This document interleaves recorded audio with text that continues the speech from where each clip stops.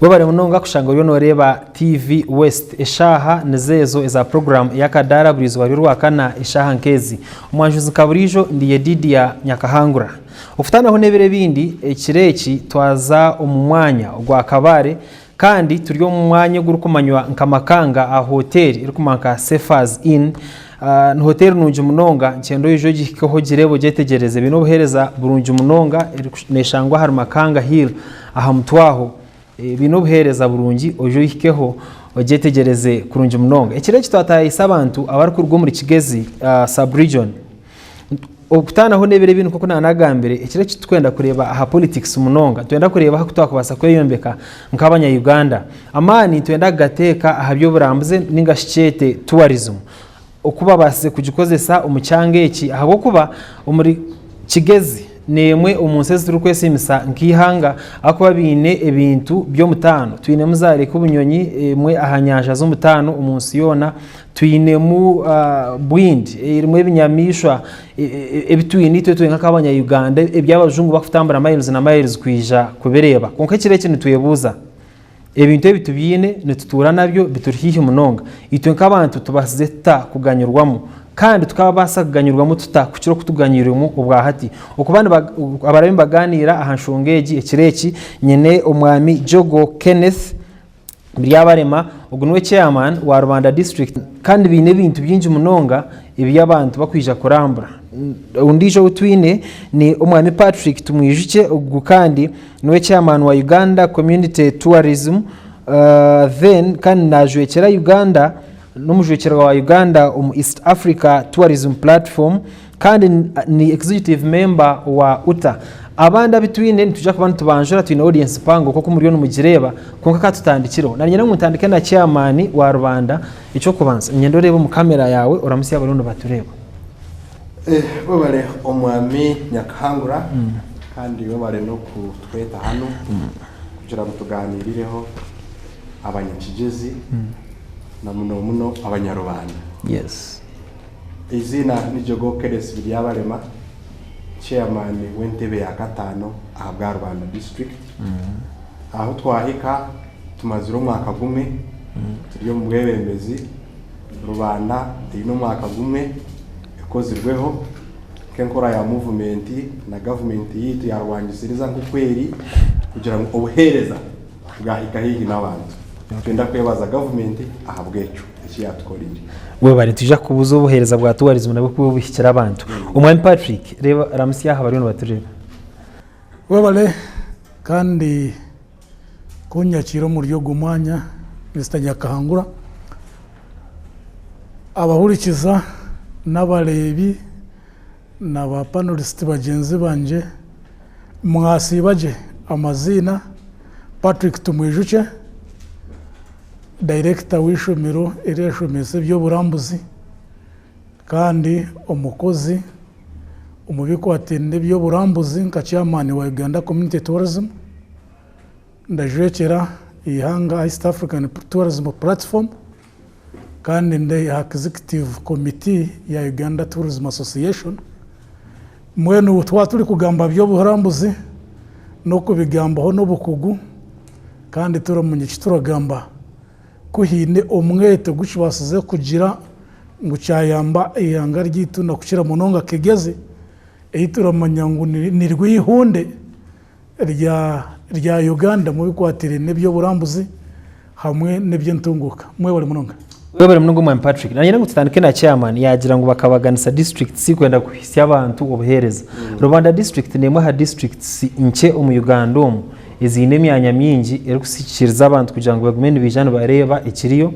ne bareta sente nyingi abari kwija kureba imwe nka Rwanda hine cyo muganyirwe mu kugira ebye bintu iby'abandi abantu bakutembe nyonyi bakija kureba bakuvuga mu motoka kurwa Kampala kwija kureba kandi ibyo nibyo bihe bimwine obare omwami Nyakahangura ka Rwanda district tuganyirwemo onkanyikiriza maze nkurabye kwereke ihunde eri twine omuri Rwanda kebintu bimwe ebera leta baramuze cyo kubanza cyabiyona twine nyanja yitu ya Bunyonyi n'enyanja iri mu district 2 district ya Kabare na district ya Rubanda neki bunyonyejo Rubanda nitwara ibicweka nshanjo harigana nabweco ndateka ngo umuntu orenda kwija kushemererwa muri Rubanda ahanyanja ya Bunyonyi kureba ebirwa kureba imiti kureba inyonyi ezihinguririze eziri ahanyanja Bunyonyi oraza muri Rubanda district. Muri Rubanda district twinemu ekihunde ekindi ningashi echo burambuze ekindi echa ihamba rya echuya ni ihamba echo mujunga leta nguri it is an afro alpine forest. Eryo ni ihamba iriri mu nshozi ehiguru kandi ritarakunda kubona aboneka. Tujine mu sub county ya Muko harimwe nyonyi nyinji harimwe bimera byinji harimwe miti unawaza urahurira kuwaza munsi endijo so ubwo no mwanya ugunde uguturateka kandi ugutu twinemo gwesije ngura za kweyongera kureta abarambuzi muri Rubanda twinemu ihamba ryitu irya bwindi twinemu ibinyamishwa ningashiba genzu bita baburire mu ihamba abo tureta munengaji abine byoya abantu abine byoya engaji ezera singayo obwinji ziri muri Rubanda so nahabweco twine byo burambuzi byinji muri Rubanda twineyo ibitagata birayika nkabishatu ibi nabasize kuramburaho kandi nkadiscovering cyo kubanza twineyo ecyakarungu kiri mu hamurwa sub county twineyo ecyamurambo Bubare sub county kandi twineyo cyamabare nacyo kiri Bubare sub county cyamabare kiri different tune kitagata kirafuka echo tekifuka hona kitagata kirafuka koze cyatagata kikafuka okay nechifuka okay fine emirimo yikirakora erakwana nemirimo eyishitagata ekirosya kirakora okay so ubwo neshitagata kindategeka mu imwe mwena abaye hano n'abari kundeba nyine kutaho buryo kwisha kureba mwakireba cyo kirakora kirakwana abantu becyaro bashitungire mu bata yes twine emishozi mirungi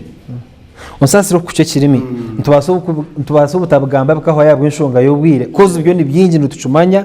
kandi no mwanya go mutano nango munsi yona twija ngo no mu Uganda honka abo kuba Uganda niyo mutano munsi yona kandi ugo no mwanya go mutano mu Uganda yona se chikumanya so no mwanya go mutano munsi yona abantu bawo ko kubanoreba no urucyumurire mungu baganyira umwe cyurukumara ahabibi wagambe bye behinguririze ninga ninkentu hataba kumanya kitiyansa cyabo we bareo mumaminya kahangura abantu bitu ba Rubanda bariyo nibaganyirwa mu burambuzi bwitu kwihaho turateka ngo tukwatanise na government ya hagati turaza kugezaho kureba ngo at least twatunga esente nyinji ninga shabantu bitu baganyirwa mu munonga mu byo burambuzi byite bitwine muri Rubanda. Nenda kwebaza Ministry ya Wildlife Authority mu biro ebihwire mu nkora eyo kubagana esente ezararuga mu byo burambuzi bakatuhereza esente zirengana miliyoni 2.2 ezo tuzine mu Rubanda kandi abantu bitu aho ndagambiriza ishaha bariyo bari kuzibagana shana tujana abanyarwanda kabatakuterera mu ngano wizawe kachairman ninga tuzirizire esente ziriyo okay kandi ko kubara turagira turiyo turi kureba ngo abantu bazibagana kurunji mu myanya yona eherereye ihamba rya bindi izibintu 200 kuzikwija nizitwarwa imabebembezi nizitwarwa abantu abo kumanywa abetorire park ninga nizitwarwa buri muntu yetorire park ninga neza local government who benefits from this money abarazitunga mu ninga shabaraziganyirwamo n'abantu abehinguririze ihamba ryitu rya bwindi ahabwo ko nibo bararinda ibinyamishwa nibo ibinyamishwa bironmenera so abantu bitabehinguririze irwihamba nibo baratunga aharezo sente so wagamba miliyoni zingahe 200 2.2 nyenda kuzeyo kubabuza okay izo twatungire mu rubanda so twina amagomborora 3 agali kuza kutungeza isente twina igomborora iryahamurwa twina igomborora iryaruhija kandi twina n'igomborora iryamuko kandi ago magomborora gona ati kugira ngo buri gomborora ryona riraza kubagana hariho emiruka eherereye paka okay ekira tuma baratuheze isente no kugira ngo abantu bakunde binyamishwa izagorirazi bazireba batakaza kuzihiga bamenye kwihina kibarazitungamo abantu bitu turabegesa kugura imbuzi kuri sembuzi muri jo myanya gukora ibintu mwene bibarabasa kuhindura hambera eyo butura bwabo kugira ngo at least bamanye ihamba ryitu kuri twiniro so numbaha hard cash kizukumara kwijamo n'abantu babagana sa titurabahereza hard cash twabaganisa mu esente eza mu magomborora barashara mu bo kejo miruka bagire ngo turenda kuri sembuzi turenda kuri sentama ningashi turenda ka community kutandika kuruka nk'ebyibo so tubayambe kureba ngo ezo enterprises ezibaronda zabahika okay ikindi kibaganyiro ikibaganyirwemu abantu bitu bagerezaho kutunga imirimo abana bitu barayamba abarambuzi kubegurira ibintu barayamba barambuzi kubereka imihanda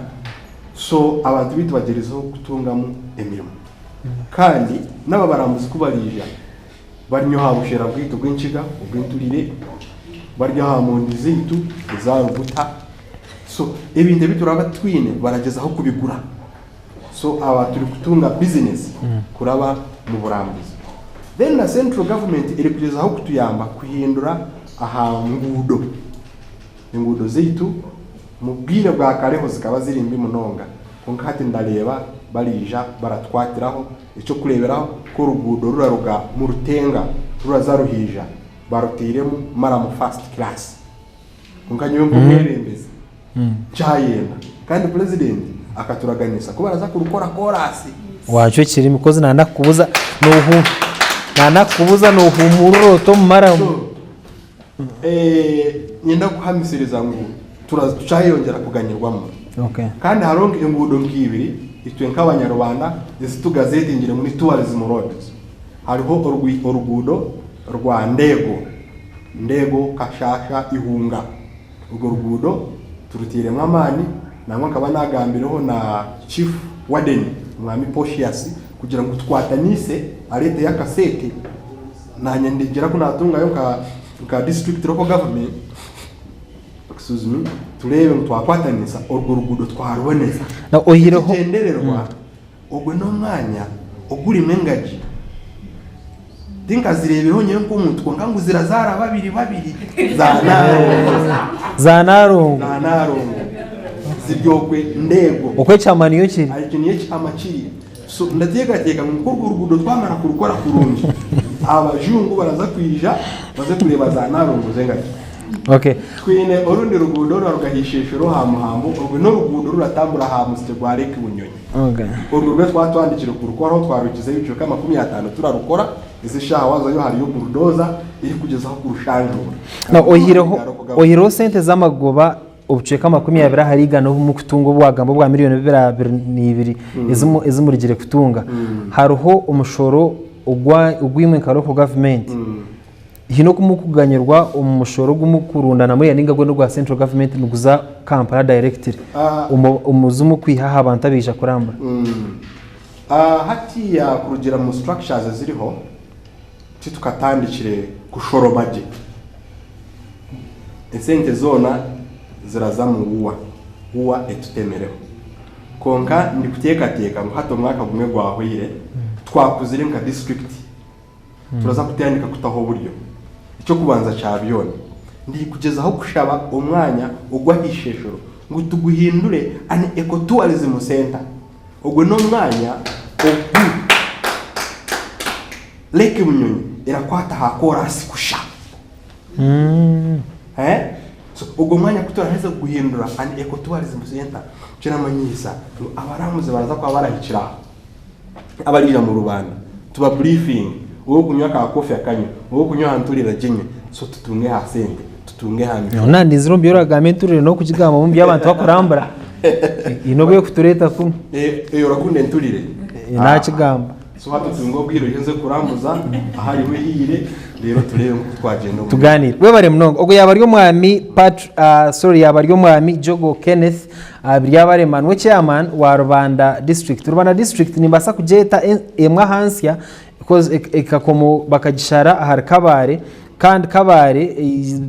biro bitaru buringwa igarekere yarwa hindijo district ya Rukiga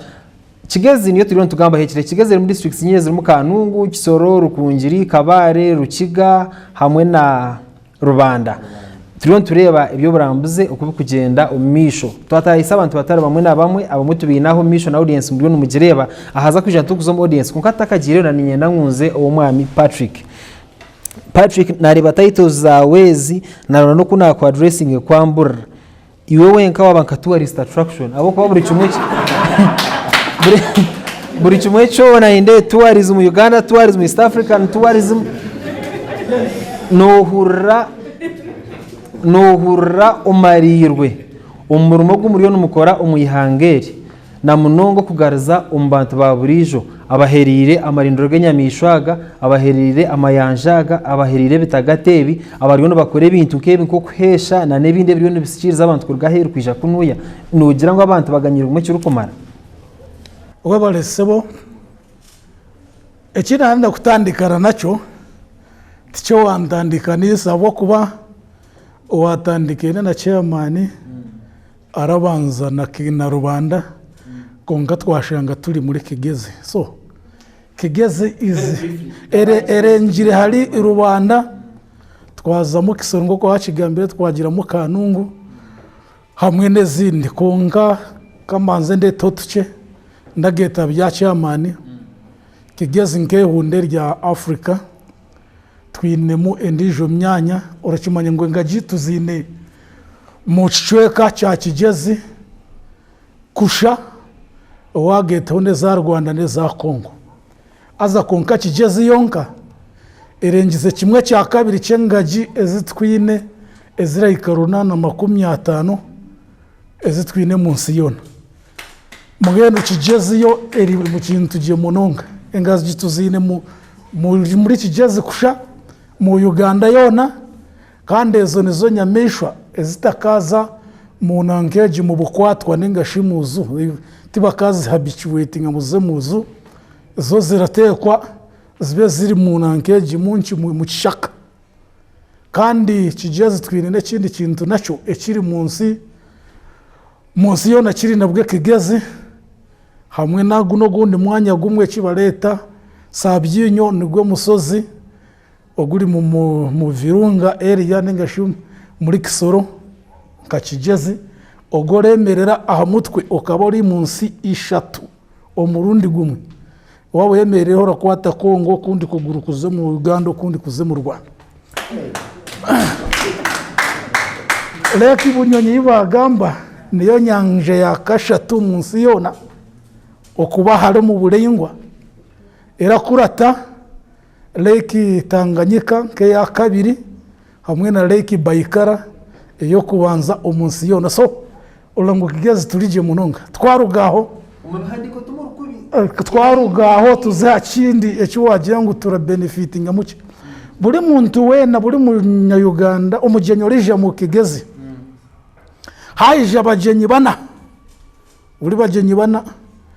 ejo no muri mbogumwe abantu ba Uganda mu tourism hije abagenyi bana bakarara muri hotel kiramanyisa ngo umunyeto gumwe hari bana gwatunga ki umurimo so abana batungire mu imirimo ekindi cya kabiri kitutungiremo necyo kureba ngo Kigezi yamanywa umunsi yona kebyo byona byuna kugambira bishomirwe bihandikirwe no mu bitabo abantu barabicenga mu Kigezi ebagaho kandi ikindi Kigezi yo yenyine nigwe mwanya ogubagiye ngo twine abantu barakizayo munsi yona okukunda abandi bantu kwakira abantu mbwene mbongeyo ntwatitwe nk'abanyakigezi munsi yona nitwe turakizayo kukunda abagenyi nambweyo n'uwizire urarugangore twakwakira twakushemererwa nta mugabo twaza kuba n'akashero nywere kimwe akaturire ibintu bigenda mu misho hariho abo kugira ngo itwe nk'abanya-Uganda tuturi kumanya kwakira abantu no wanda no shanga mu hoteli zito nyingi empango turi kwesamwa abantu abari kuruga muri Kenya umuramze naje mugira ngo uze hari orambure wota kwenda ugarukeyo. How true is that kugira ngo tuturi hospitable itwe nk'abanya-Uganda na munongo muri Kigezi aze cyumwe nuko mushungu nico leta muri contradictory information abo kuba itwe kuturatu enanga ekibina cyensi yo nece byo burambuzi cyagiye ngo Uganda niye yina abantu barakira yo kwakira abantu so abo bakikoziri bari kugezaho kwenda ngo bahaze ecyabe kibarenda kunga kigezi na Uganda yona tucyakizayo kuyeha kitura ekindi kirizana nabo kaceho necyo kugira ngo okukuguka umubikwatire n'imyoga yebyo burambuzi timunonga konka hati tugirize amashomero gariho twine universities kakabali university in department of tourism twine amashomero agandi mu kigeza garashomesa namwe no Lake Bunyonyi vocational institute yarashomesa byo burambuzi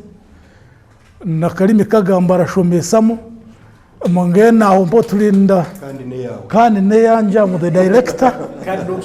kandi abana tushashuriya abana abo sporo ryusingire emirimo bine mingi namwe n'ubuti bari kumbuza abakozi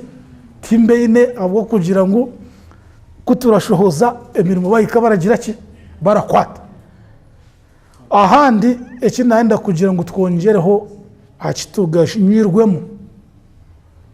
ukuwahikaha umuhinji uri kuriya arahinge mondi egihoteli yakozese mondi owe nkoko ayine nkoko hane hoteli zikozese nkoko omuntu uri kuhinga kitakuri neshiga nempenjeri byona nebihaza namoze nentule yuwagamba abantu barija bagure ningashituguze no nabwecho twinimwe kibaleta agrotourism nengashe kwate nebyo buhinji abantu bari hamwe akasente ekindi n'uburyo bwegese tubase kwegesa abana bito bo kuba abantu bine akasente karoga mu byo burambuzi karije katari direct kunga kari indirect mu byo buhinji bibaraguze bahera abana inene kese kigezi niyerakizayo abantu bashumira hati yiturana kagambira kandi ho warajetere na kigeza bo ko nibo banyamageza tiwo ugagundi mwanya gwaragira ngo n'abanyamageza n'abakigeza yes bo barakura titwe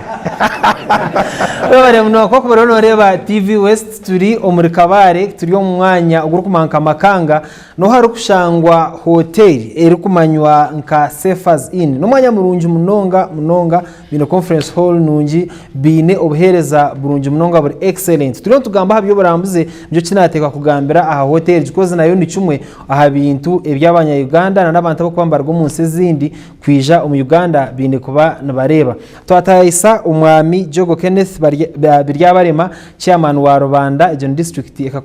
ekasharwa aha Kabare umahaguma gwahwire twine n'umwami Patrick tumwijike ogu no mukugu ombyo burambuzi aine titles nyingi munonga najokera Uganda aha East African Tourism Platform ainishomero rukwegesa ibyabarambuze no ko abantu bakabasa kurebera ibinyamishwa n'ibindi byinji munonga twina n'abantu abari mu audience kandi abantu tuje kubagarikira twarwo mu butumwa w'abashubuzi na nebuzo byabo konga tutakagireyo na ninye naho abantu nkababiri abine kongera aha byaba byagambirwe then umucyeka cya kabiri tube nubwo butubagaraka na nebuzo just by show of hands babiri bashatu aha Scovia nomwe wa kabiri kari nano wa kashatu nano wa kana bana umubugambo buke katutandike na Scovia then nabwanyuma tuzowa Mr tuzenyuma tuheruke na Salome we bari munonga omwami Yedidia kandi twabakira hano ya Kabare mu Kigezi izina ni Scovia Charisima Director wa Uganda Tourism and Culture Digital Promoters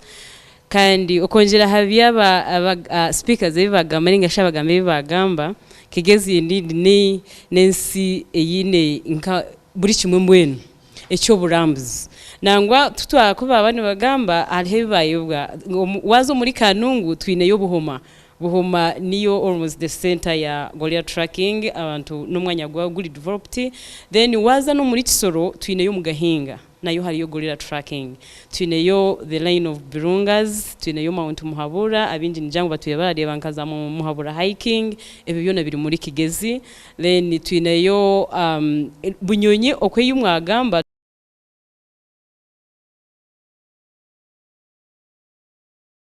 konka abantu n'ikibaganyirwe mu muri yebe nyuka wabagamba bakaba bingi kabyantangaza twazaho hari ibintu bitangiye kugira ngo twazaho umuntu nakujya atinganyirwa muri yeki na n'iki biyo runo tugambera. Yes, abantu baganyirwe mu mbonu kabahesi hati abaratunga abagenyi abarisha kuranga kuko barakora emission n'imijambiya yabo kandi umgenyi uza kureba yo taragenda busha ababinjini basiga bagura ibihosho basige bagura emission so baraba basigira sente then inkabo kurambura engaji zimproyinjire ninga shizihire mirimo abantu binje aba eminyeto binji abasigaza abashija n'iki bona abo mu Kigezi twineyo abo kwegura nko kucyamanya yagamba abo kwegura ibintu abenji kubarabira batekereza ngo ninka silver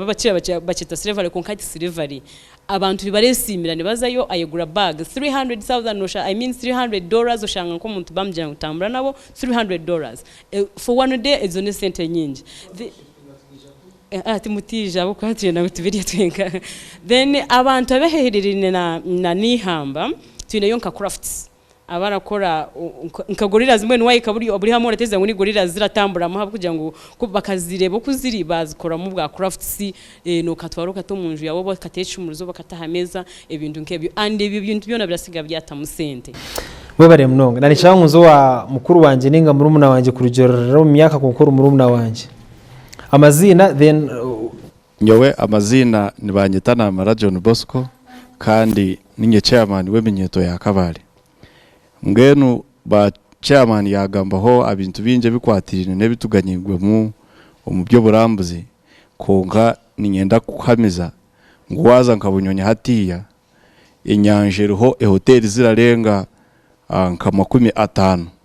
azezo hoteli zozo nkawahika yo kazireba tine naho ziri nko mu Kabare yone ngenu hoteli zo murembe zona niho ziri kandi ekindi kibasize kureta abashubuzi kuruga umyanya yona na munonga ngena butwayisere ba investor wareba hoteli ze zibatire hezo zona ni za first class kandi waza kuza umuce mirimo buri hoteli ne employinga abakozi bararenga nka 20 so ngweno ureba tutari kubi kandi ureba ngo nawaza nabwindiyo yonka amahoteli agariyo hari hoteli bari kweta nkuringo nibagira ngo mu Africa yona ni yarasinga yo kuba the most expensive ekarara muna ba Bill Gates ngenu ureba ngo ecene nkuri clouds nkuringo so ureba ngo umukintu cye byombe ko na infrastructure tubasize kwirukanga kandi na nekindi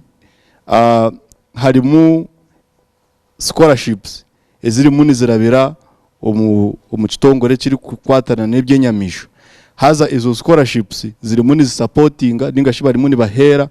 eminyeto abana bato emburabure abari kutura mu jejo myanya eri hihi n'amahamba ngweno ureba ngo ekintu cyo bwo burambuzi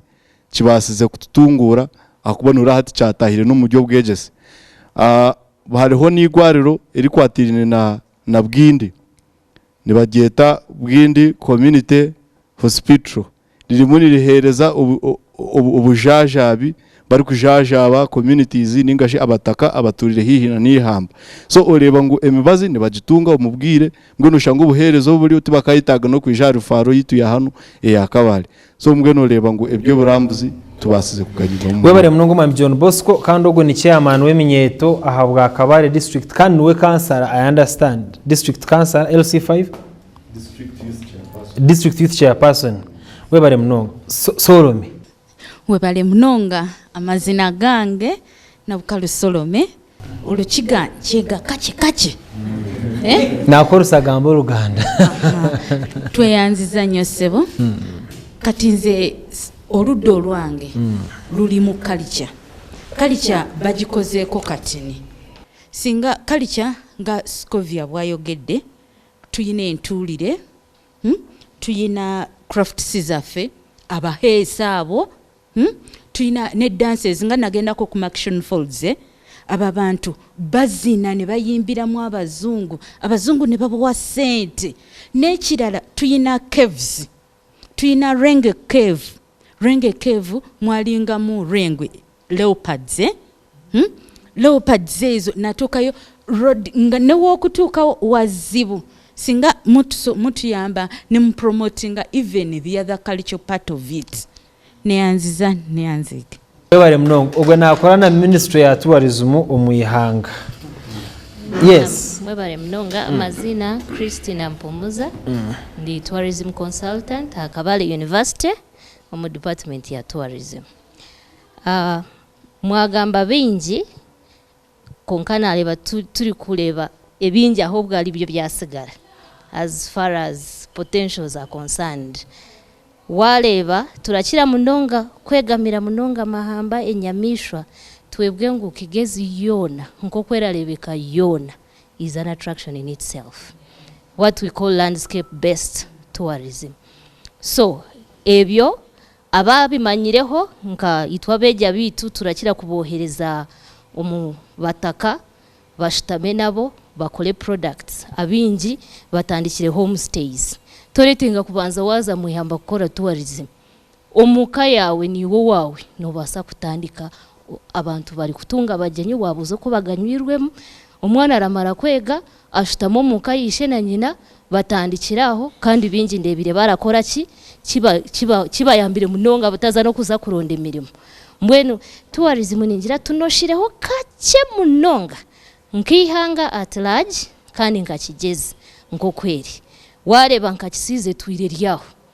tukata yabeji ejo project yatandikire tinenda kugigambaho munonga muzeyo muharebe okuhakozirwe n'emirimo turamanya ngo no mwaka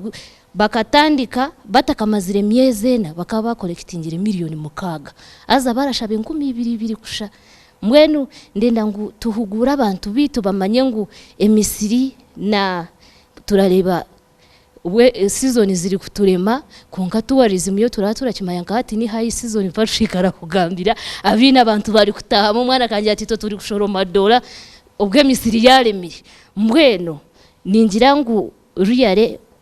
naenda ngumbasime munonga bwo kwija twongere kugura abantu bitu